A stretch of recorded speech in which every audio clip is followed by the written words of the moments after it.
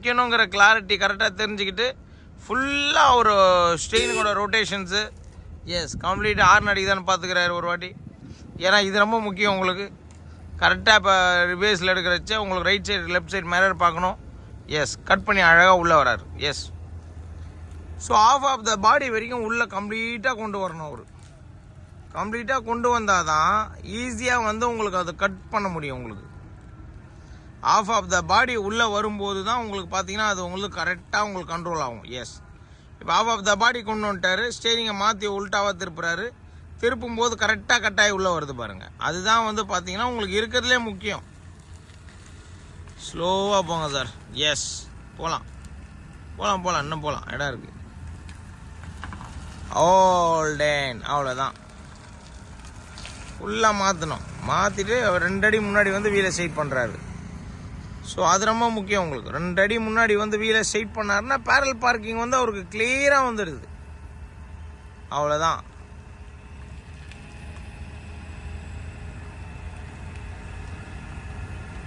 S நல்லா வரலாம், கிளியராக வரலாம், கிளியராக வரலாம், வரலாம், கிளியராக வரலாம். அவ்வளோதான். வீலை ஸ்ட்ரைட் பண்ணால் முடிஞ்சு போச்சு. Barrel parking ton.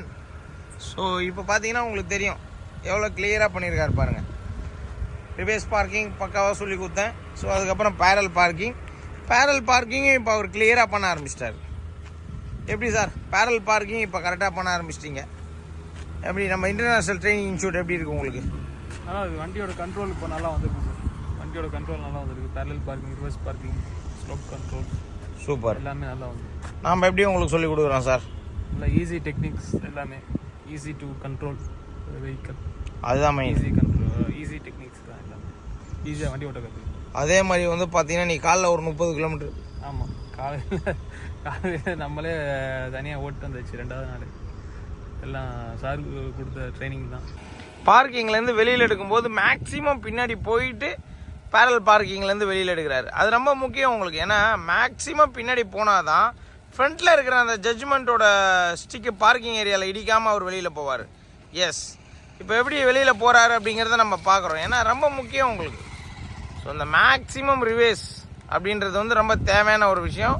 அதை கட் பண்ணிட்டாரு. இப்போ ஃபுல் ரைட் கட் பண்ணிவிட்டு வண்டியை வெளியில் எடுக்க போகிறாரு. எஸ் ஸோ இது வந்து பார்த்தீங்கன்னா உங்களுக்கு தேவையான ஒரு பாயிண்ட் உங்களுக்கு. எஸ் எப்படி இடிக்காமல் எப்படி வெளியில் எடுக்கிறாரு அப்படிங்கிறத பார்க்குறோம்.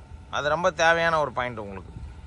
சூப்பர் சார், கிளியரன்ஸாக பண்ணுறீங்க. Very good. அவ்வளோதான். கட் பண்ணி தாராளமாக போங்க, இடம் நிறைய இருக்குது. அவ்வளோதான் சார். சூப்பர் கிளாரிட்டி, வண்டியோட கண்ட்ரோல்.